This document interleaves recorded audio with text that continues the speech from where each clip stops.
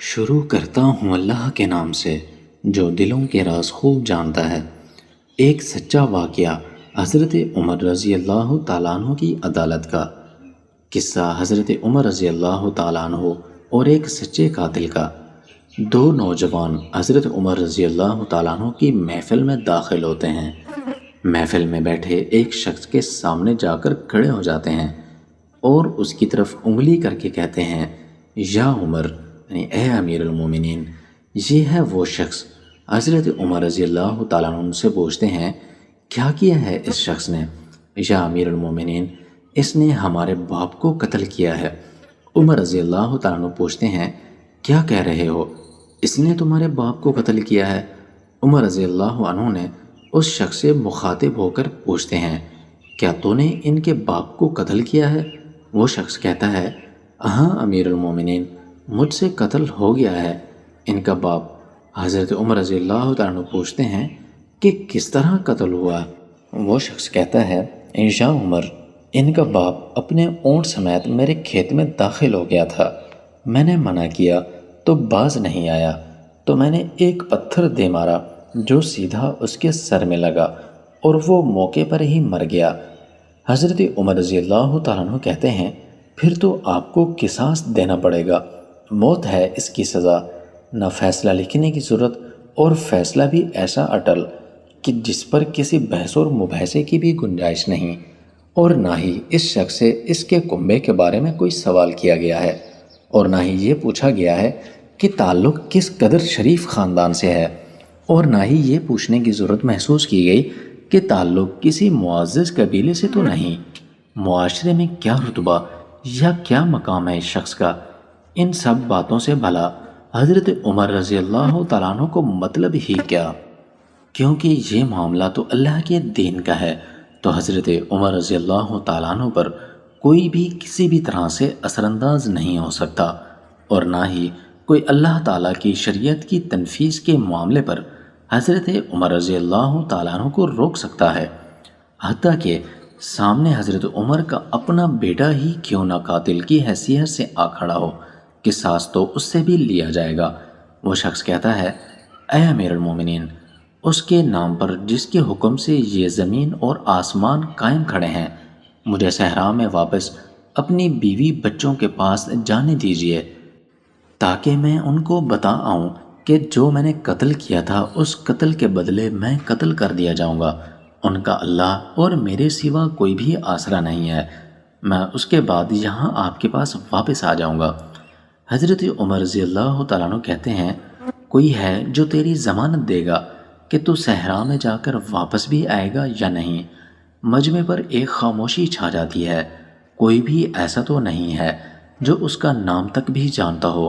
اس کے قبیلے، خیمے یا گھر وغیرہ کے بارے میں جاننے کا معاملہ تو بات کی بات ہے، کون ضمانت دے اس کی؟ کیا یہ 10 درہم کے ادھار یا زمین کے ٹکڑے یا کسی اونٹ کے سودے کی ضمانت کا معاملہ ہے؟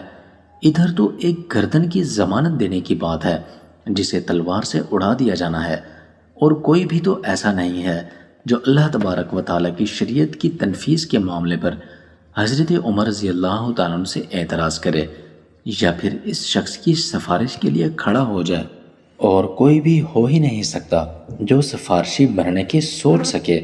محفل میں موجود صحابہ کرام رضوان اللہ عنہم اجمعین پر ایک خاموشی سی چھا گئی۔ اس صورتحال سے خود حضرت عمر رضی اللہ تعالیٰ عنہ بھی متاثر ہیں، کیونکہ اس شخص کی حالت نے سب کو ہی حیرت میں ڈال کر رکھ دیا۔ کیا اس شخص کو واقعی قصاص کے طور پر قتل کر دیا جائے گا اور اس کے بچے بھوکوں مرنے کے لیے چھوڑ دیا جائیں گے، یا پھر اس کو بغیر ضمانتی کے واپس جانے دیا جائے؟ واپس نہ آیا تو مقتول کا خون رائگاں جائے گا۔ خود حضرت عمر رضی اللہ تعالیٰ عنہ بھی سر جھکائے افسردہ بیٹھے ہیں۔ اس صورتحال پر سر اٹھا کر التجا بھری نظروں سے نوجوانوں کی طرف دیکھتے ہیں۔ معاف کر دو اس شخص کو۔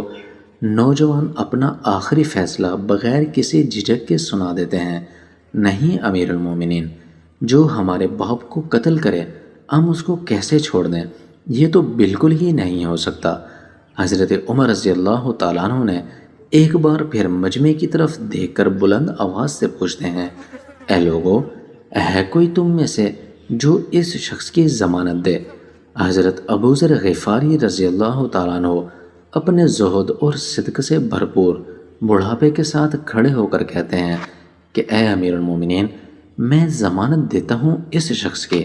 تو حضرت عمر رضی اللہ تعالیٰ عنہ کہتے ہیں کہ اے ابو ذر، اس نے قتل کیا ہے۔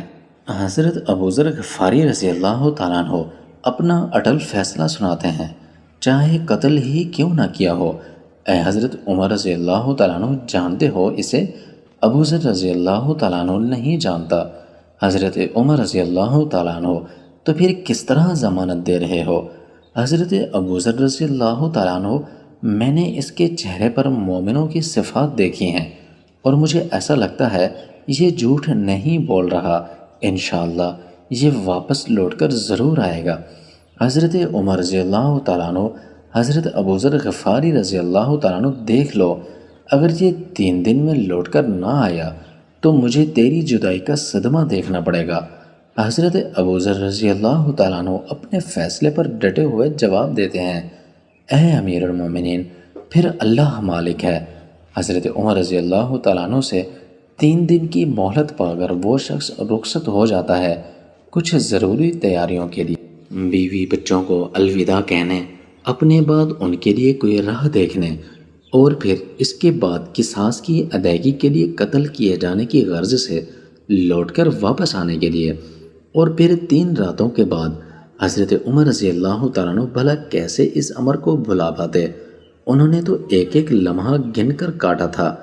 عصر کے وقت شہر میں الصلاۃ جامعہ کی منادی پھر جاتی ہے، نوجوان اپنے باپ کا قصاص لینے کے لیے بے چین، اور لوگوں کا مجمع اللہ کی شریعت کی تنفیذ دیکھنے کے لیے جمع ہو چکا ہے۔ حضرت ابو ذر رضی اللہ تعالیٰ عنہ بھی تشریف لاتے ہیں اور آ کر حضرت عمر رضی اللہ عنہ کے سامنے بیٹھ جاتے ہیں۔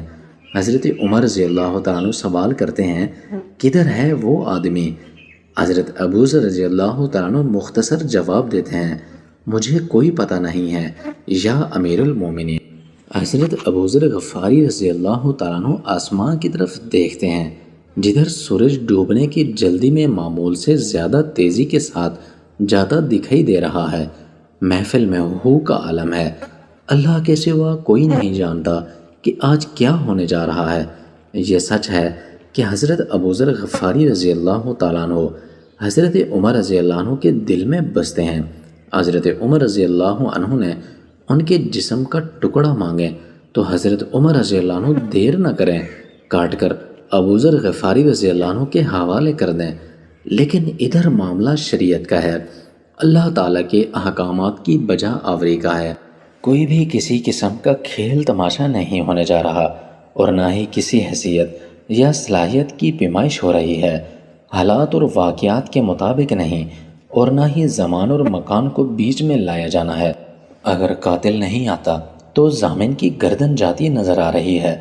مغرب سے چند لمحات پہلے وہ شخص آ جاتا ہے، بے ساختہ حضرت عمر رضی اللہ عنہ کے منہ سے اللہ اکبر کی صدا نکلتی ہے، ساتھ ہی مجمع بھی اللہ اکبر کا ایک بھرپور نعرہ لگاتا ہے۔ حضرت عمر رضی اللہ عنہ اس شخص سے مخاطب ہو کر کہتے ہیں، اے شخص، اگر تو لوٹ کر نہ بھی آتا تو ہم نے تیرا کیا کر لینا تھا؟ نہ ہی تو کوئی تیرا گھر جانتا تھا اور نہ ہی کوئی تیرا اتا پتہ جانتا تھا۔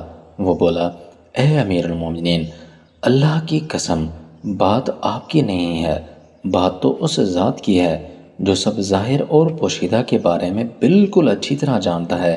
دیکھ لیجئے، میں آ گیا ہوں، اپنے بچوں کو پرندوں کے چوزوں کی طرح صحرا میں تنہا چھوڑ کر، جدھر نہ درخت کا سایہ ہے اور نہ ہی پانی کا کوئی نام و نشان ہے۔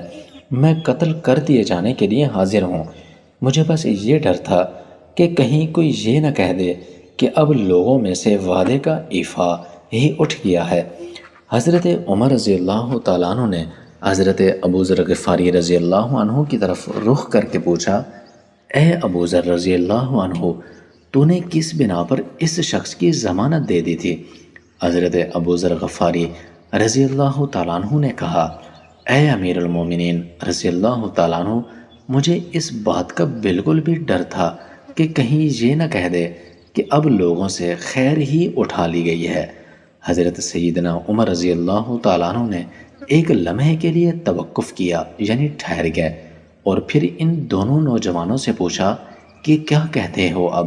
نوجوانوں نے، جن کا باپ مرا تھا، روتے ہوئے کہتے ہیں، اے امیر المومنین رضی اللہ تعالیٰ عنہ، ہم اس کی صداقت کی وجہ سے اسے معاف کرتے ہیں۔ ہمیں اس بات کا ڈر ہے کہ کہیں اب کوئی یہ نہ کہہ دے کہ اب لوگوں میں سے عفو اور درگزر ہی اٹھا لیا گیا ہے۔